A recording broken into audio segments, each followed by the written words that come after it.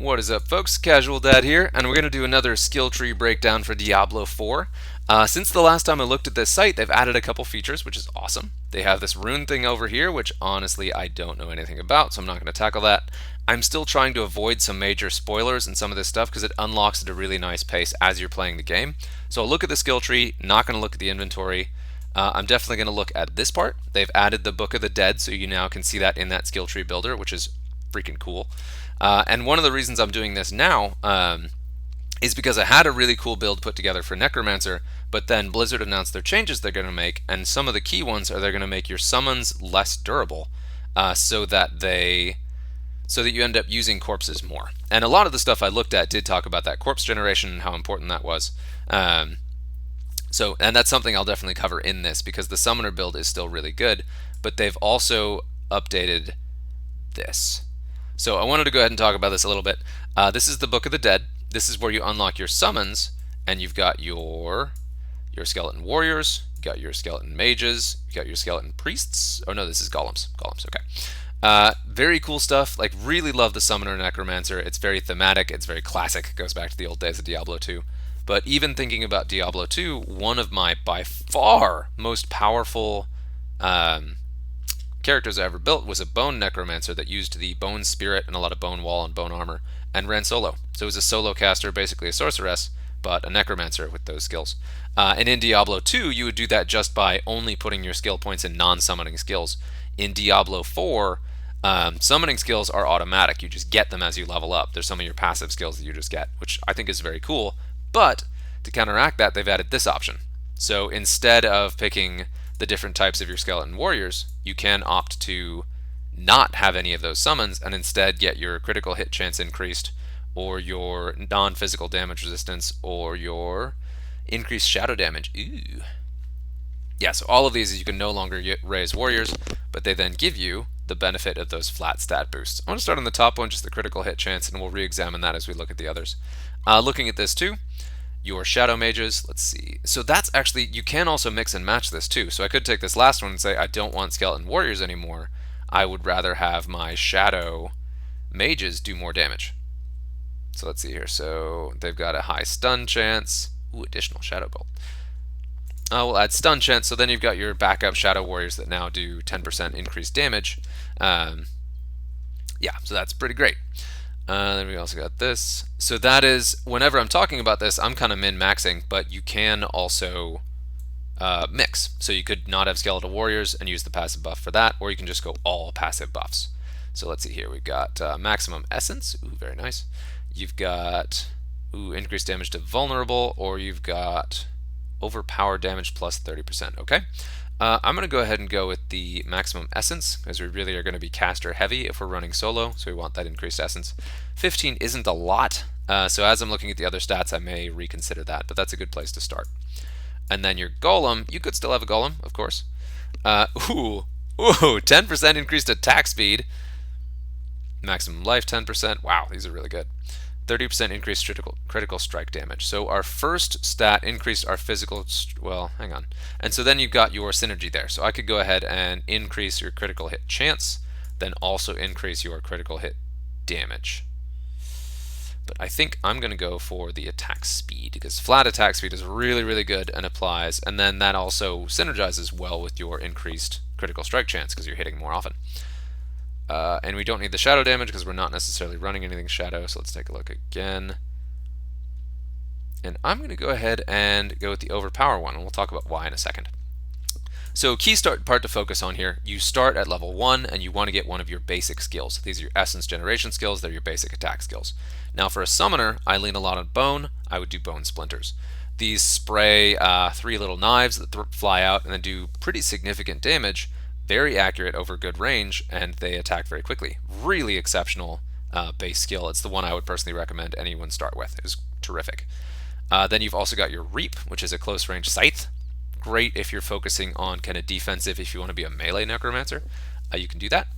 This also does, note your percent. So that does 12% damage. This does 22% damage, and that's each one. So if you hit a target with all 3, that's what, 66?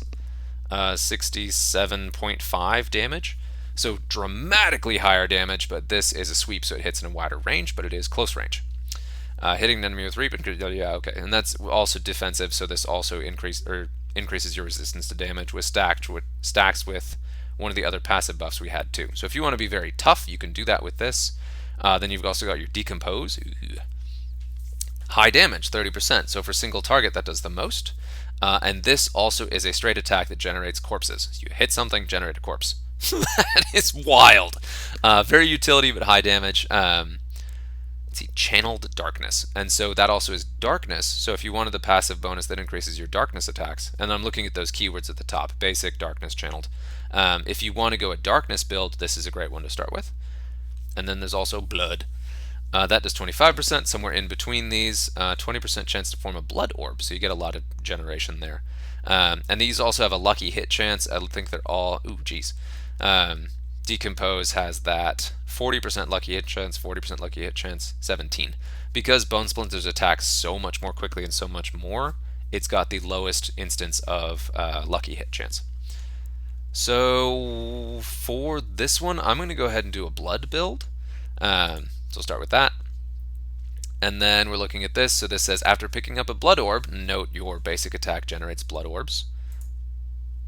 This increases the damage. This doesn't increase the chance of dropping a blood orb. Still, your basic attack is what you're going to use the most, so I still recommend maxing that out if you max nothing else out. Let's see, your next hemorrhage also deals damage to enemies around your target, so that does a lot real fast. That gives you more area effect, and also because you're generating blood orbs, you're constantly healing and generating a damage bonus. And then this fortifies you and makes you very defensive every time you hit. And wow, hang on. So you automatically get fortify, and then there's a chance to do double fortify for each time you hit an enemy. Per enemy hit. Oh, hang on. And you get a defensive one, so you may be fortified again if you are hit. So that's also very good. And then you also have an additional plus 20 attack speed. Yeah, that's what I'm talking about. Synergizes, so now I have a flat plus 25% attack speed. No, excuse me, plus 30% attack speed because of this guy right here. Awesome. So we're already on a really great blood build, okay, already. So we're running through here. There are so many skills you can't get them all. I really enjoyed Bone Spear, but if we're going a blood build, this right here, your damage, this is against corpse generation, which we don't need so much at this point. We've also got Sever, which does a charge, so you got a little, oh no, that doesn't do mobility, so that's like, bloop. So there are some pretty cool darkness skills, and I'm less familiar with those because darkness skills are new in Diablo IV. Those weren't in any of the previous incarnations of the Necromancer. So, it's interesting. Alright, Concentrated Blight. But we're going to look at the blood skills because blood skills do tend to synergize. Maximum Essence. Yeah, there we go. We're going to do this just one so we can get this one. This is your Glass Cannon upgrade. So your skills cost more but do more damage.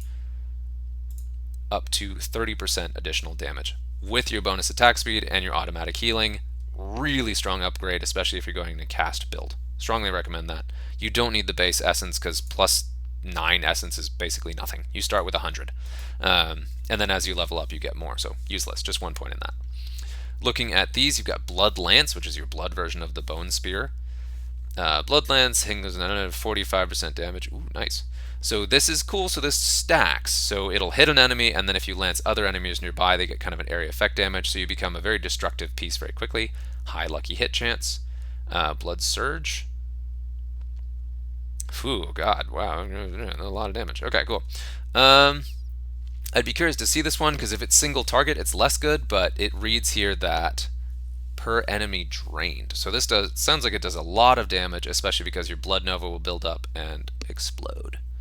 Yeah, so we're going to get one of each of those, just to do it, because you do need to unlock your later skills, and we've got some other stuff going on here. Jumping ahead, one of the things you want to do, you want to start with your core skills, and then you want to look ahead to what you're going to do with your ultimate skill. What's your ultimate going to be? And of course, Rathma's Vigor being the blood one. Oh, yeah. So the synergy here with the blood skills we've got are basic attack. You're getting extra damage. You're hitting fast. You're generating blood orbs. You're doing extra damage when you're healthy, and you're just constantly healing and fortifying too. So you're gonna be healthy a lot. So anything that relies on you being healthy is great. Increase your maximum life by 10% is kind of bad because that makes it harder to heal, but that's a giant buff to your health pool, which is worth it. Um, and overpowers then any skill that relies on overpowering. Every 15 seconds, you've got a guaranteed overpower. So we're probably going to go that route. Bone skills, each of these focuses on another one. Minions, that one, yeah, that was the one I took for minions. And then shadow, yeah, so we're going with the blood one. We're going to go for that one. So we're looking for overpower skills and we're looking for blood skills. All right, so we looked at these. This one is the blood spear. This trait then makes it pierce, and since you get bonus damage based on how many enemies are hit with the blood lance, yes. And then we're looking at this. At least 2 are affected. You gain 15% attack speed. Yes. Not good. So blood lance is great, but 8 times is it's fine. Guaranteed to overpower is nice, but we're already increasing our overpower chance in other places, so the just flat increased attack speed is better, especially because that combos with the pierce. So as long as you hit one enemy with one guy behind him, boom, your attack speed and essence cost, big buff. So great. So cheaper essence cost, more significant damage or attack speed buff. Cool. Next up here, blood surge heals. Yes, because we're looking to be healthier. And then each time an enemy hit is like blood nova, you are fortified. So again, the fortification is kind of extra armor damage, which insulates your health pool. So it's going to be harder to reduce your health because you're fortifying. And right now we're already getting fortify from our basic. If we also get it from blood surge, awesome. But then this, and again, 1 stack of overwhelming blood. When you have 5 stacks, your next blood surge. So you can really ramp up the overpower. I think we're going to have other ways to gain it, so I am tempted to go with the fortify, so that you can really guarantee that you stay healthy, because most of the other abilities are depending on your base health. Going to skip ahead here, looking at our next circle. We've got some passive skills. This one does gain 40 thorns, that's defensive. This one is corpse explosion. I hear corpse explosion was extremely powerful. They've nerfed it. Still probably good, but eh. This is consuming a corpse. And this is a funny bit. We're at this point so far, we don't have any way to consume corpses.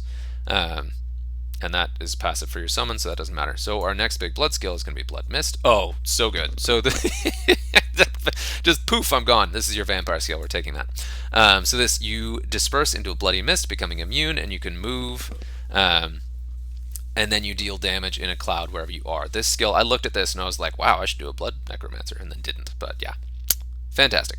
Yes, let's do that. Super powerful, and then it also heals you. Yeah, so you become immune. Movement speed is reduced, but also, yes, so there it is. You heal for 0.5% of your maximum life, which if your life is higher, that's faster healing. We're going to go ahead and up this, yes, so that it does increase your healing because you want to stay healthy. This is your escape move and your top off heal move. Super powerful, just went ahead and buffed that up. Again, there's overpower. Oh man, yeah, reducing the cooldown of Blood Mist is great. Blood Mist leaves a corpse. Again, we have no real way to use corpses, so we're going to skip that one. Fortify. Boom. There we go. So then you've got the other insulation for health. So you're becoming extremely durable, and your healing effects are just giving you bonus damage, which is fantastic. Looking back at these, you could put some ranks into these, but we'll come back to that. So far, we've been pretty lean with skill points. We're getting up into the upper tiers fairly quickly. We'll probably revisit.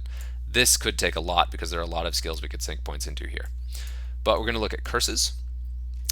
Close enemies, oh yeah, that's a really good one because a lot of these skills are fairly close range. Your Novas, your Blood Mist, you do want some defensive bonuses, and this also will give you an offensive buff.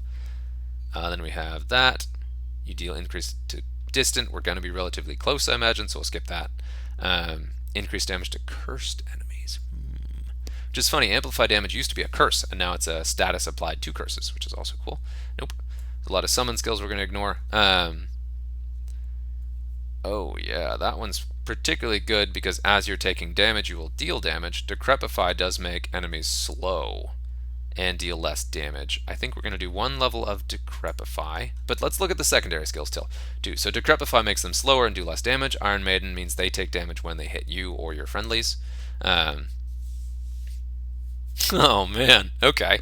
So the secondary trait on that Iron Maiden, the one that does damage, is that when they deal direct damage, you gain essence, which is great. And then damage increased by 15%. Wow, okay, so that's still good. Heal. So there's a healing that, wow, but that's if they die. So these abilities are all good, but I don't know that they synergize that well with anything we're doing. We're going to skip that. Decrepify is a really good control. If they're really fast enemies that are giving you trouble, Decrepify is very, very good. Iron Maiden relies on them hitting you, which you generally want to avoid. Iron Maiden is really good with summons, because your summons are going to get pounded on a lot. Iron Maiden is absolutely terrific. In a non-summoning build, I would lean Decrepify. And then let's see. Oh, yeah. 10% chance to stun them. Thank you. And then on a lucky hit, 15% to reduce your cooldowns. They're instantly killed. What? I don't know if that's worth it. We're going to go ahead and undo this. So I right click to pull that back. We're going to take rank 1 of Decrepify just to have it. Then we'll look on here. We may revisit again. Corpse. So you got some more corpse skills. Veins, blah, blah, blah, blah, blah. Ooh, nasty. That one's pretty good because it's another area control piece. So I'll come back to that. Minions. So there's some fortification when a corpse is formed. So this gives you a passive buff. Whenever a corpse is formed, you and your minions fortify for 2% of your base life. Very good defensive piece. Again, I'll come back to that. What do we got here? Let's see. This is bone stuff, bone skills, bone skills, bone skills. Bone Spirit. If you wanted to do a pure bone solo caster necromancer, you could. I imagine it's extremely powerful because it has been in previous builds, but I don't know for sure. And here's Darkness. These are all very thematic. Yeah, okay. And then we want to make sure that we're topping off quickly. So if your health is going down, your abilities get a lot weaker. So this will heal you much faster when you are low. Great. Well, healthy. Oh yeah, we're going to sink a lot of points in here. Here's more fortification. And then, again, overpower. Wow. 15%. Okay, yes, this is really good stuff. We don't need that one because we don't have any minions. Awesome. Okay, so that lets us save some skill points here because we are running a little bit low as we get down the skill tree. Great stuff. Still goes in the theme where you want to heal quickly, you want to deal a bunch of bonus damage, you want to stay healthy with those fortifies so that you are always at high health and dealing a bunch of bonus damage. We'll go ahead and take that ult because we've unlocked that now. So now you have the guaranteed overpower every 15 seconds, which is pretty significant. That's probably going to be faster than some of the ones where it's like every 15 casts of X or every 5 casts of X. It's probably going to be less than, maybe. We've done the increased attack speed. I don't know. Let's see here. Oh, there we go. Yeah, so this will give you a defensive buff for not having minions. And this will give you... no. Sacrifice bonuses. Sacrifice. I don't know if what we've done over here counts as sacrificing. I would be curious to see that. If it does, that is really, really good because then you've got your solo, all those bonuses we talked about. So if I'm reading that right, and I can double check that. If I'm reading that right, this means that you're giving up your minions. Those bonuses get better. So all the things we already had passive buffs for, this just makes them better. Awesome. All about it. Ultimate blood skill, Blood Wave. We had a bunch of damage and knockback. Cool. Slows. Awesome. And then 3 blood orbs as it travels. And we're talking about healing and benefiting from using blood orbs. We love it. Only have 8 left. Golem, no. Nope. This is all skeletal priest, minions. After you've been healthy, nope, minions. Ooh, no, there we go. So this does give you bonus attack speed if you've stayed healthy. So I'm going to go ahead and do that. And then this does minions, minions, minions. Army of the Dead, we don't need it. So yeah, and then we have a couple points to play with. We still have 5 left. So I'm going to revisit some of these skills. Some of the ones we didn't level up are these 2. The one I expect to use the most is probably going to be your Blood Lance, especially because that one gives you the bonus to attack speed and cheaper essence cost. So it's the one you can spam because it will be cheaper and do additional damage and really combos well with the skills you're already using. And then I also would go ahead and add that final point. I'll go ahead and put it into Blood Surge, and of course you could play with this. So now we're at max level. We got 58 out of 58. Pretty exciting build. Very red and very in theme with Diablo 4. So there we have it. That is a kind of walkthrough build of a non-summoner necromancer. I could certainly look at some other ones, but that's the one I personally am going to try because those blood skills, you get a benefit from staying alive. To give you huge amounts of passive healing, a bunch of passive damage buffs, a bunch of attack speed buffs, and just everything improves with you doing the things you're naturally doing anyway. So as you're healing yourself up, you get a bunch of passive buffs from that. That's pretty cool. It'd be a very different experience. It did feel like early on in the game, playing as a summoner necromancer was definitely somewhat easy, just because you have so many minions so quickly to fall back on. I know they did get weaker, but I feel like that's still probably going to be a relatively easy way to play.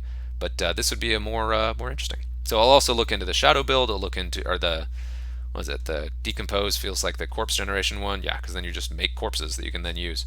And then I'll also look into the reap one. But this is again the one I think that I will try. Hope that's been fun. And yeah, until next time.